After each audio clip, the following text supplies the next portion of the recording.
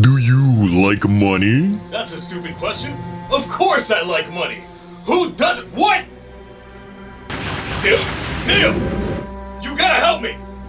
Yeah, no, I don't recall ever getting to that 4K subs. I'm still not at 4K subs after becoming that VTuber model, so you can have that. I got Xenoblade to play. What? You son of a bitch!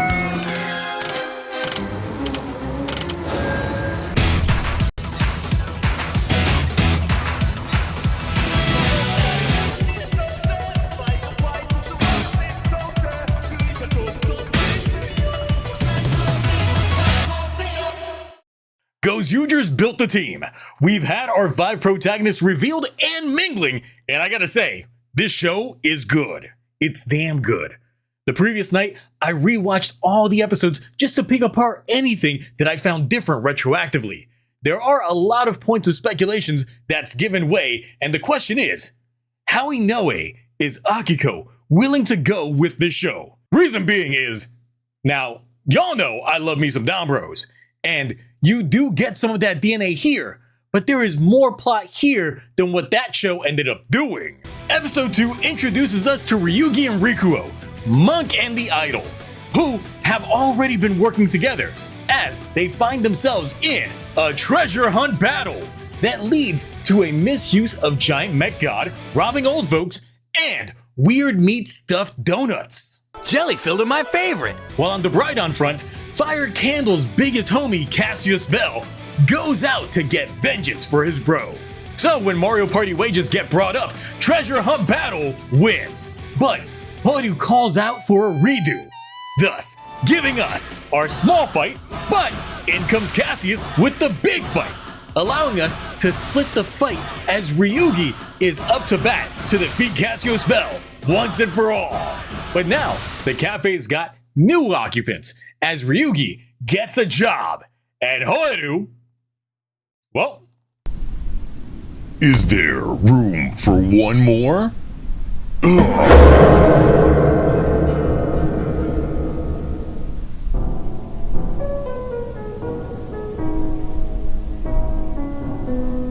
Ooh, that fit's so scandalous, and you know another dino couldn't handle it, so you're shaking that thing like who's the ish, but the look in your eyes so devilish. You like to dance with the hip-hop spots, with the cruise to the groove to connect the dots. Now just urban, she liked to pop cause she was living La Vida Loca. Let me see that thong. Dino Decade. What gave it away? Well, the everything. Ah, yes. But are you willing to test your mettle to see who is the biggest smartass? You mean number one battle? Decay. Who's number one?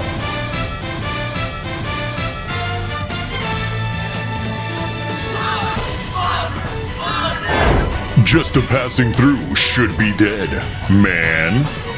Here to catch you slipping in 4K. Ready? Me, slipping.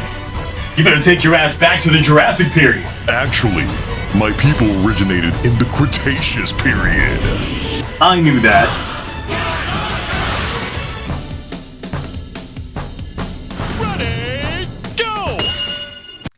First question. Who is the actor that played Ryuso Red? Some complete unknown with no ties to Toku. Wrong. He is related to Sentai producer Takahito Omori. Cite your source. John Toei. Man, you can't trust that man. Okay, alright, look, my turn. What's the last Sentai season to debut this early? Lupat. Damn. How about this? Between episodes 2 through 4, how many times did Ryugi say, Tegasword? Okay, that's a bitch move. You didn't even give me time to count. But, you know, I'm gonna shoot high and say 22. No, 14. What? Okay, what's the fast food of choice for the grunts? Taco Bell. No, that was too obvious! In Dom Brothers, I'm listening. there's many plot points unresolved, but a major one was Tsubasa's theater group and that one Juto. Do you know the reason why that plot point never got resolved? No, that's why it's a plot hole. No. See, when Natsume gets to suck, if you zoom into the back, you clearly see a bottle of alcohol. Oh my god! Yes, Tsubasa hallucinated the majority of the memory because they were getting in that drunk nap. Oh no! Well, looks like this game's winner is...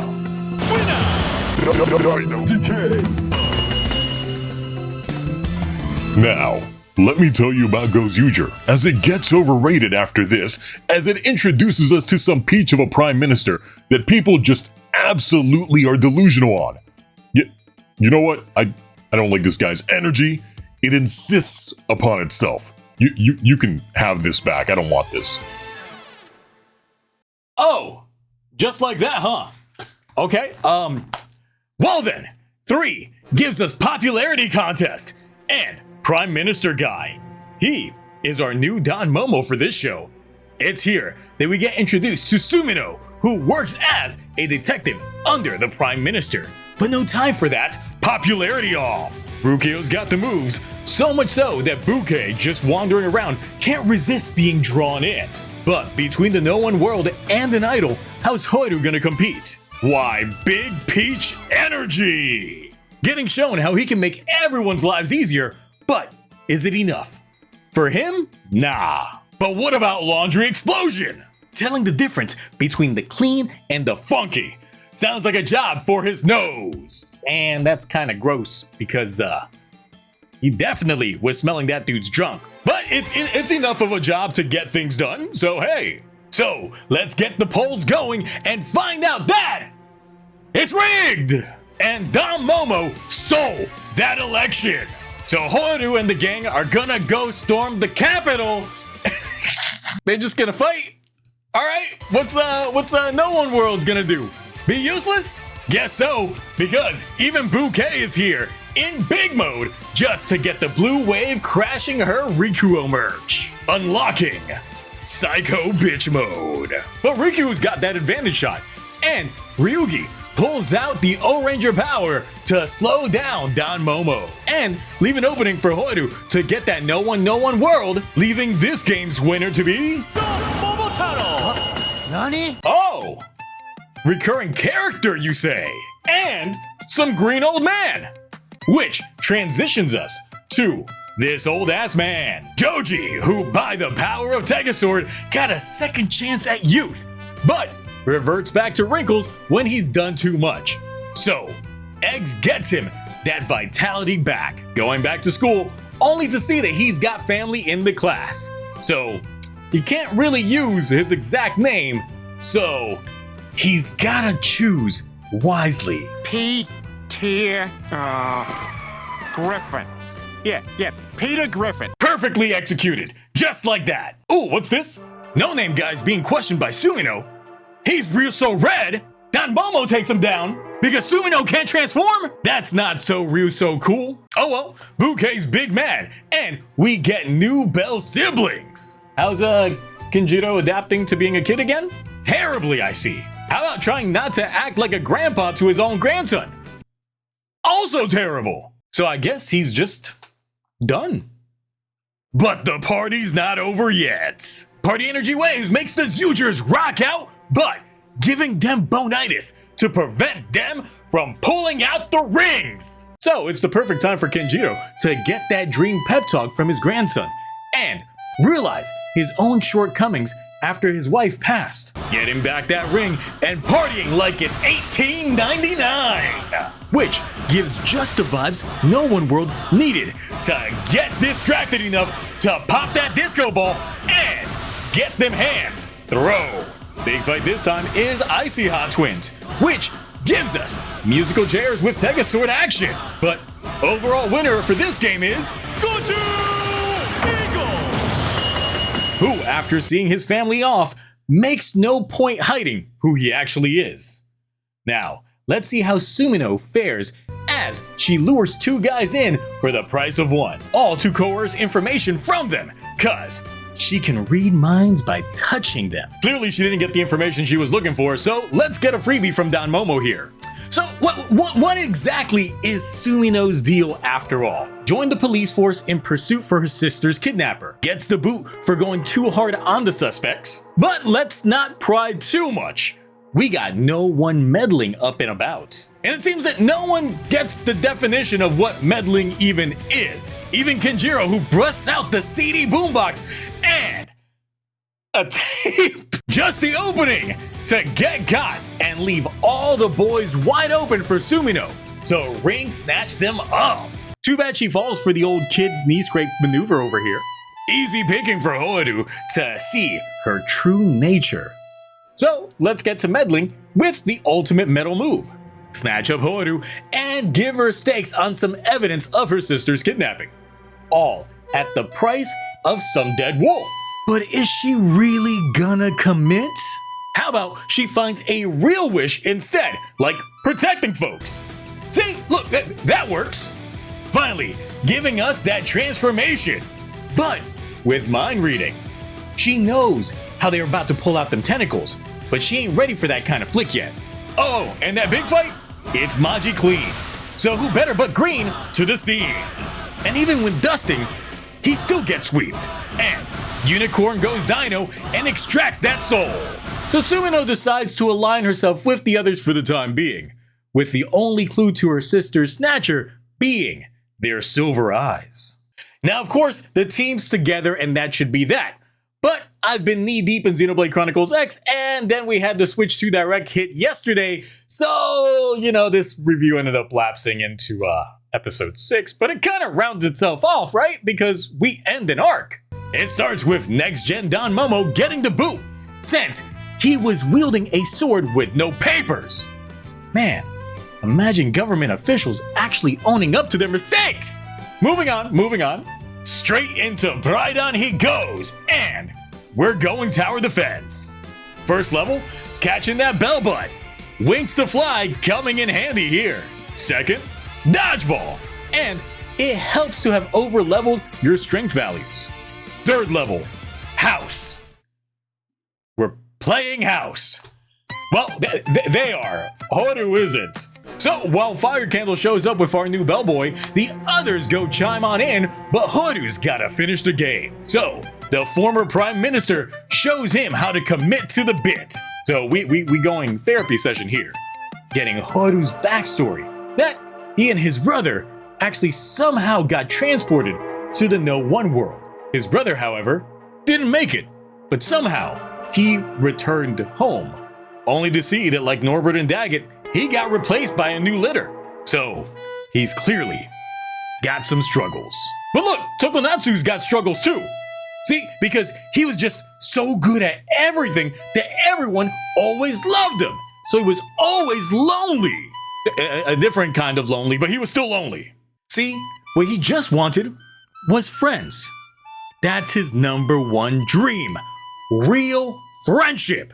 So, through the power of friendship and family, we've got our combo. With the Giant of the Week not being a mecha, but Mr. Shining Knife and Mrs. Sweet Cake. They really need a shorter name. Sharp Cake? Short Cake? Butter Cake? You know what? No, I got nothing. Someone think of a good combo name for them. And let me know. I need a shorter name for this duo. I need something. But it's Sumino's turn on the Tega train. And they gotta take it to the Cake Stadium to show us that this is a 2-for-1 form special. While on the ground level, Tokonatsu's wish has essentially been granted in his fight with Horu, giving us one glorious finisher that Fire Candle won't soon forget. But with his wish granted, he's got no need for those wings. So they gotta prove that camaraderie and give Horu the win. Getting in 4 rings in the process. With these episodes of Gozyuger, we get the whole team and a whole lot of Tega Sword combos. So with that, let's talk forms.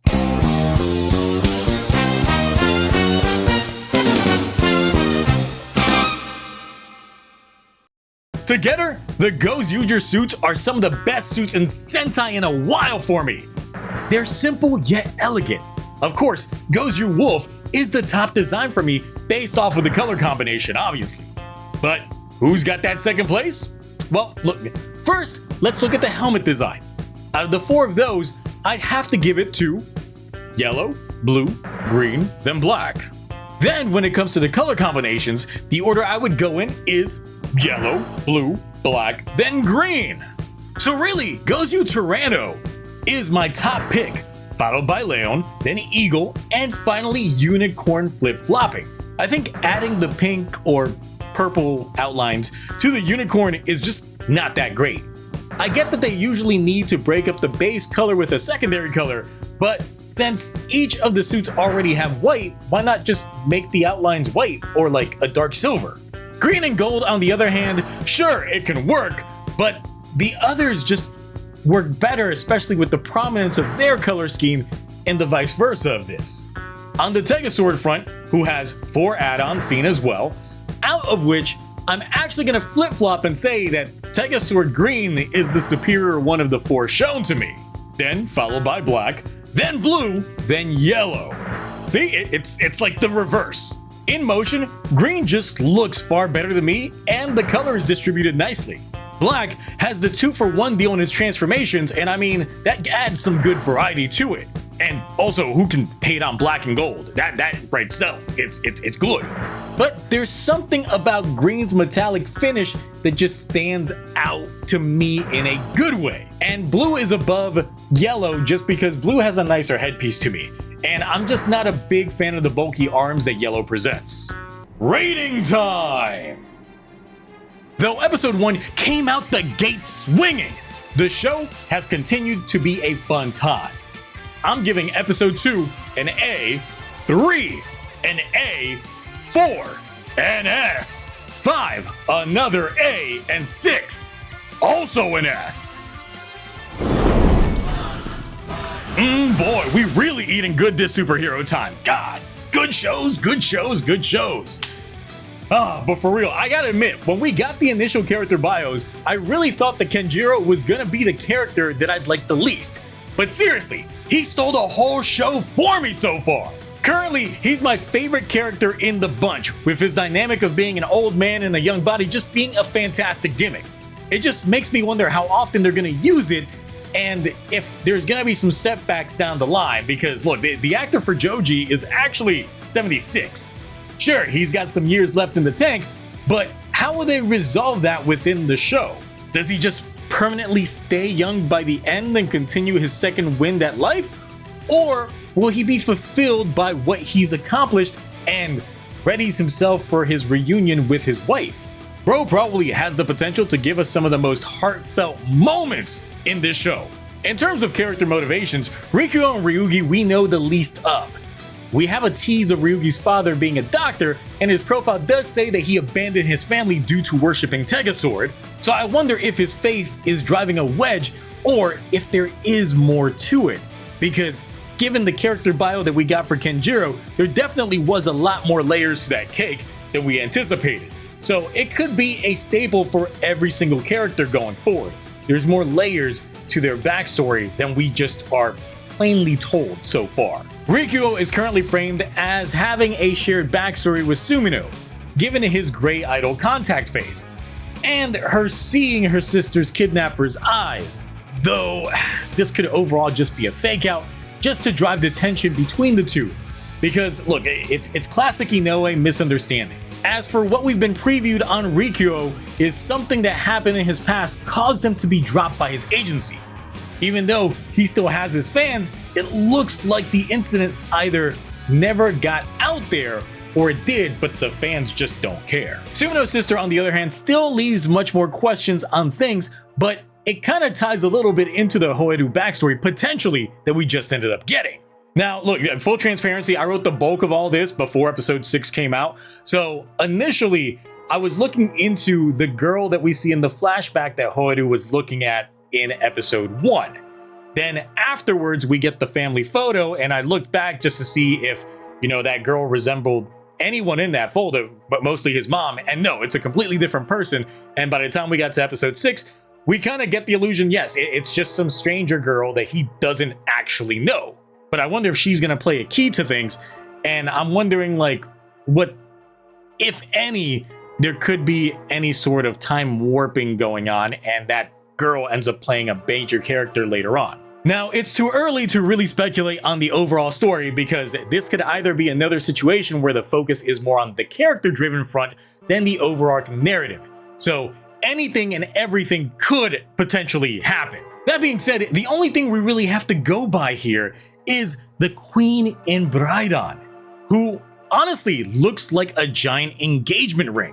Knowing that the altar to Tegasword was in No One World, and she's there, and she's trying to get some of that number 1 energy, kind of makes me think that he hit it, quit it, and now the Queen needs someone else to be number 1 to fill that void.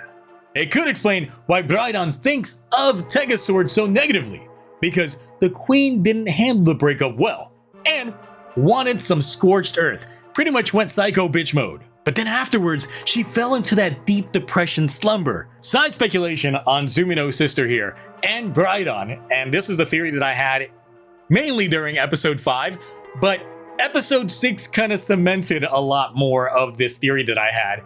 And that goes to the actual opening of Gozyuger. If you pay attention to the scene before Bouquet and Fire Candle are introduced, you see a bunch of contact lenses actually floating before it transitions to them.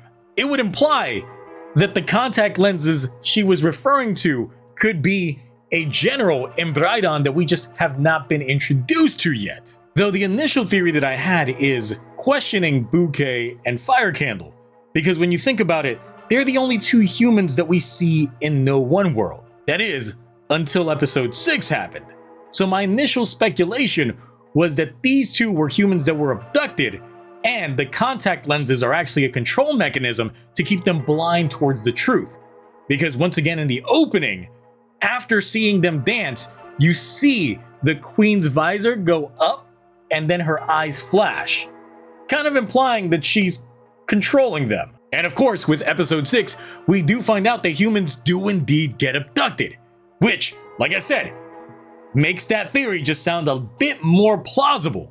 And then, now with episode 6, I'm feeling that Hoiru's brother might be someone that we get introduced to down the line. Now, I know that there's some speculation going around regarding the other general. See, because if you remember the presser, they actually introduced us to 3 human generals of Brighton. One of which is a AI producing tech CEO, something like that. And there's some speculation that that could actually end up being Hoiru's older brother. The thing about him is, he's not wearing contact lenses. So either he's doing things for his own volition, or there's more going on to that. I will say that I did not anticipate Tokunatsu's character getting a full arc. Usually, a character like his would just be character of the week. But the fact that they gave him a little mini arc makes me optimistic that some other new characters could get this treatment. Especially if he does become a reoccurring character, as it alludes to him being. Also, this little mini arc kind of feels a bit like a handoff in a respectful way for the head writer to play homage to the last Sensei that her father worked on. Essentially keeping the organics of Don Momotaro's character in a warped perspective, but being placated by someone like Hoiru. It's pretty great in underlying tones for those that know the staffing direction. Otherwise, look, this show is indeed hitting. I'm enjoying all the characters thus far, some more than others. It's essentially feeling like Don Brothers with purpose right now. Each character has their own motivations, and although I love the villains, they're the ones who just need a little bit more developing in the backstory illusions department. Because there is room for some understanding here, as everyone just seems to be opposite ends of the same coin. The relationship the No Ones have right now needs a little bit more explaining, because they're serving as the monster of the week but I feel that they don't explicitly have a correlation with Brighton, even though they do get the assist from them. And look, real quick, to call back to the presser impressions, the intro, look, we've got it now, and I've got to say, infectious. The bounciness of the song with the visuals, you can't help but bounce to it. I can tell you that while driving with my son in the back, the first time he heard this song, he couldn't help but just be erratic in the back, just dancing it up. It was insta hype. So they know what they're doing. The visuals are so fast moving, and it helps that they've got a choreography that properly matches the tone of the song. Unlike... But yes, those are my thoughts on what we've had so far with Gozyuger. What are yours? How are you feeling about the cast's introduction? Who's got your interest peaked? And what are you hoping this show does or doesn't do? I'm loving what we've gotten so far, and I've been content on the output. But that's it for me. Sorry for the delay on all these episodes to start, but I got Xenoblade I gotta play, so I'll catch you next time. Bye. 信じるものがない